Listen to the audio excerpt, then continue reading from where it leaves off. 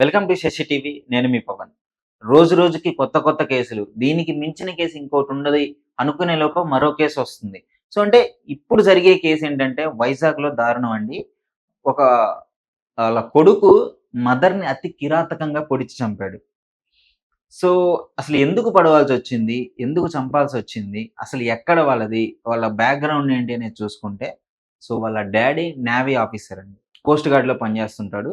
వాళ్ళ డ్యాడీ అలాంటి ఉన్నతమైన కుటుంబం నుంచొచ్చి, మంచి ఫ్యామిలీ బ్యాక్‌గ్రౌండ్ నుంచొచ్చి, వాళ్ళ కొడుకు ఎందుకు చంపాల్సొచ్చింది మన కన్న తల్లిని, నవమాసాలు మోసి, కని, పెంచిన తల్లిని చంపాల్సి ఎందుకొచ్చిందని డీటెయిల్స్‌లోకెళ్తే, ప్రెజెంట్ అయితే వైజాగ్ నేవీ ఏరియాలోని ఒక మల్కాపురం స్టేషన్ పరిధిలో వాళ్ళైతే నివసిస్తున్నారు నేవీ ఏరియాలో. సో, అక్కడ ఏం జరిగిందంటే బీటెక్ చదివే అన్మోల్ సింగ్ అనే వ్యక్తి సో, మొత్తానికి చూసుకుంటంటే వాళ్ళకి ఫ్యామిలీ ఒక నలుగురు మెంబర్స్ ఉంటారు. వాళ్ళ డ్యాడీ కోస్ట్ గార్డ్ కాబట్టి బయటికెళ్ళి వర్క్ చేసుకుంటాడు. వాళ్ళ మమ్మీ, ఇద్దరు పిల్లగాళ్ళైతే ఇంట్లో ఉన్నారు. చిన్నాయన పేరు ఆయుష్మాన్ సింగ్. ఆమె పేరు అల్కా సింగ్. వాళ్ళ మదర్ ఎవరైతే ఉన్నారో ఆమె పేరు Alka Singh. So, B Tech third year చదివే వ్యక్తి బాగా మొబైల్‌కి అడిక్ట్ అవ్వడము, బాగా గేమ్స్ ఆడడము, ఆన్‌లైన్ గేమ్స్ ఆడడము.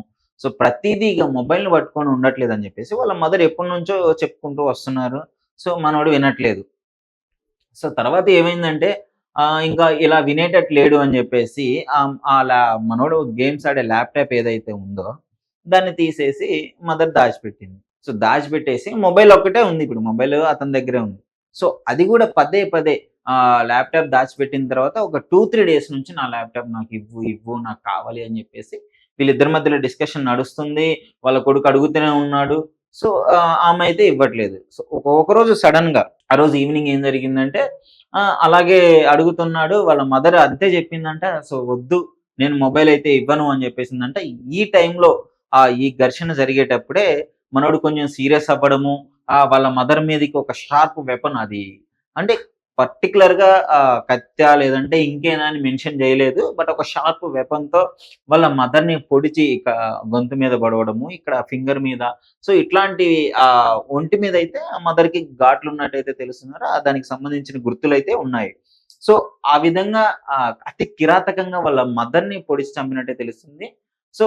అట్లా పొడిచే ప్రాసెస్‌లో ఇద్దరి మధ్యలో ఘర్షణ జరిగింది. అంటే వాళ్ళ మదర్ డిఫెండ్ చేయడానికి ట్రై చేసింది. బట్ ఈ బీటెక్ థర్డ్ ఇయర్ అంటే తెలుసు కదా! ఆల్‌మోస్ట్ మనోడు కొంచెం బలంగా ఉంటాడు. మదర్‌ని అంటే అతడు ఎంత కాన్షియస్‌లో లేడసలు. ఒక మదర్‌ని చంపుతున్నాడా? లేదంటే ఎవరిని ఏం చేస్తున్నాడు అనే సోయి లేకుండానే చంపేసాడు. అప్పుడేం జరిగిందంటే చంపిన తర్వాత వచ్చి బయట కూర్చున్నాడంట. అది నేవీ ఏరియా గదండీ! సో, మంచి హై ప్రొఫైల్ కేస్ ఇది. నేవీ ఏరియాలో బయట కూర్చుంటే చిన్న తమ్ముడు ఎవరైతే ఉన్నాడో అప్పుడే వచ్చాడు మనోడు.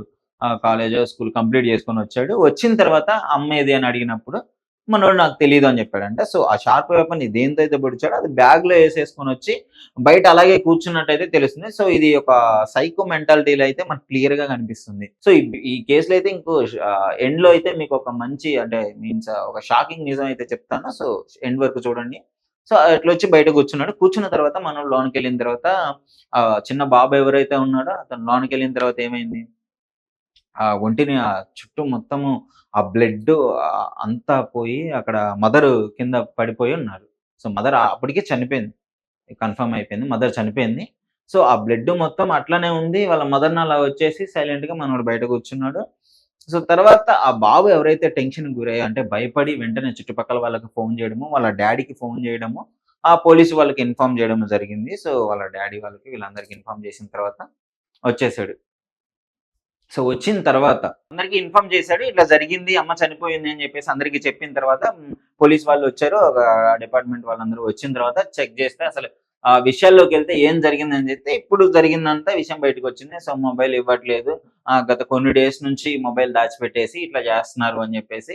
సో, అతడు కొంచెం బాగా యాంగ్రీ కోపమొచ్చేసి వాళ్ళ మదర్‌నయితే చంపడం జరిగింది.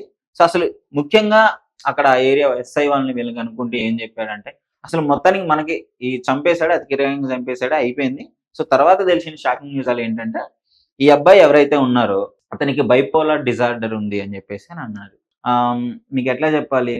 మీరు 'త్రీ' మూవీ చూసే ఉంటారు. అందులో ధనుష్‌కి ఎట్లా చేస్తాడు, ఉన్నట్టుండి మూడ్ స్వింగ్ అవుతుంటుంది. సో, వెంటనే ఎక్సైట్ అవ్వడము, వెంటనే డిప్రెషన్‌లోకి వెళ్ళిపోవడము, సో, రకరకాల వాయిస్‌లు వినిపించడము.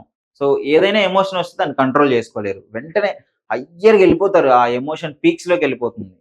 సో, ఆ డిజార్డర్ ఉంది. సో, దానివల్లే ఇతడు ఆ కోపంలో ఏం చేస్తున్నాడో తెలియక వాళ్ళ మదర్‌ని చంపేసి అతి కిరాతంగా పొడిచినట్టయితే తెలుస్తుంది క్లియర్‌గా. సో, మరి తర్వాత ఫర్దర్‌గా ఏం చేస్తాడు, అతన్ని ట్రీట్‌మెంట్ చేపిస్తారు. హాస్పిటల్‌కి తీసుకెళ్ళి దీన్ని చెకప్ చేసారో ఏం తెలీదులే గానీ, మనకైతే తెలిసిన వివరాలు ఏంటంటే అతనికి ఈ డిసీజ్ ఉంది. సో, అందులో బైపోలార్ డిజార్డర్‌లో మెయిన్ మనకి ఎలాంటి ఉంటుందంటే ఒక 2 స్టేజ్‌లుంటాయి. సో, మానియా అనే ఒక స్టేజ్ ఉంచి అది ఓవర్ ఎక్సైట్‌మెంట్, ఓవర్ హ్యాపీనెస్ ఉన్నప్పుడు, సో, ఈ విధంగా ఉన్నప్పుడు అదొక స్టేజ్ ఉంటుంది. తర్వాత ఇంకో స్టేజ్ ఏందంటే బాగా డిప్రెషన్‌లోకెళ్ళిపోవడము, బాగా బాధపడిపోవడము, అప్పటికప్పుడే ఏడవడము. సో, ఇలాంటివి జరుగుతుంటుంది. సో, అందుకే అతడు వాళ్ళ మదర్‌ని చంపేసాడనైతే తెలుస్తుంది. సో, ఇలాంటి మరిన్ని కేసులు, అలాగే మరిన్ని అప్‌డేట్స్ కోసం ఫాలో అవుతూనే ఉండండి శశి టీవీని. Thank you.